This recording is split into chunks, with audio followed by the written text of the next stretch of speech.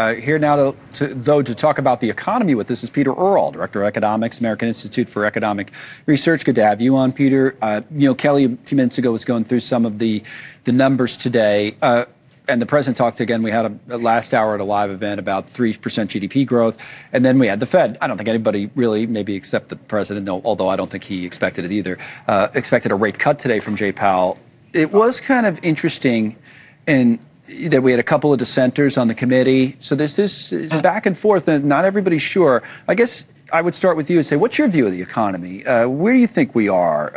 Is 3% growth, experts were wrong, full speed ahead, or storm clouds coming in? Because I think that would inform how we discuss the Fed. Sure. Yeah. I mean, that's going to be a major factor, right? So the thing to remember about GDP is that there's two things. There's what the economy actually does, and then there's what the GDP formula, which is like an accounting relation, says.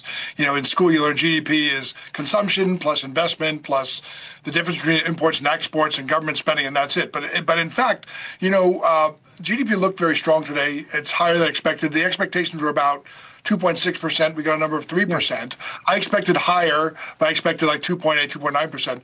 But the thing is that we do have some indicators of demand that are weakening. And one of the reasons why we had such a high GDP number is because we had a big drop in imports. We had a 35% drop in imports, which pushed up the export number.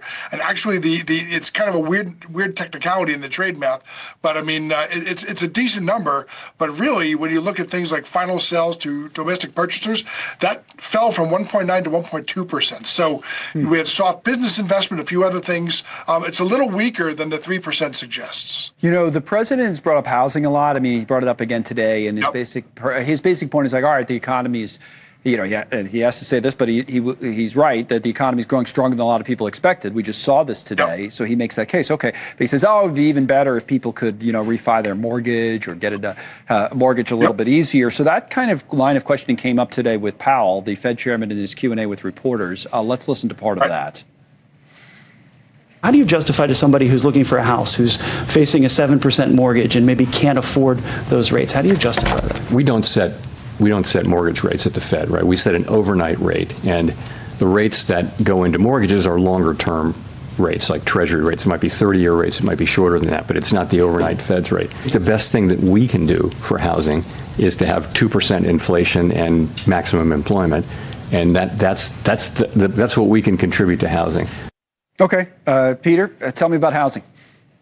It's a little bit slippery there because even though the Fed does only control the first year of interest rates, those rates trickle down and they affect every other rate. So, for a while we had rates that were basically zero interest rates. We had those when the Fed drew rates down because of what they anticipated would be an economic collapse during COVID. But what that meant is that for a few years, people were getting mortgage rates of 2 and 3%.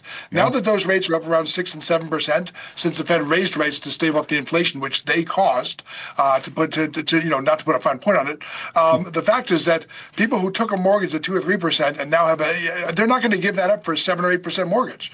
So between that and the higher prices, there's a huge disconnect in the market for houses that's going to take a very long time for that to be hammered out. I mean, really, growth is the only way that's going to, kind of get resolved, but that could take years and years. It's a big disconnect in the economy. Okay, Peter, good analysis on all of this. Peter Earle, thank you.